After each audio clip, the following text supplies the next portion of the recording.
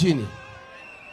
Mimi nataka niambie principles ya United Opposition, mkuwe very careful katika vyama vyenu, kwa sababu ndani ya vyama vyenu Kasongo ameweka watu huko ndani kuja kusabaratisha upinzani.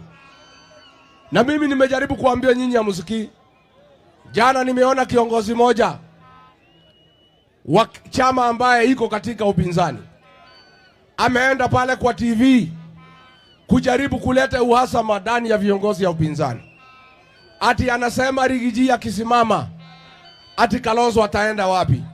Ati Rigiji akisimama Matiang'i yako wapi? Huyu ni kiongozi anajifanya ako pande yetu, lakini anatumika na Kasongo kuleta uhasama ndani ya viongozi ya upinzani.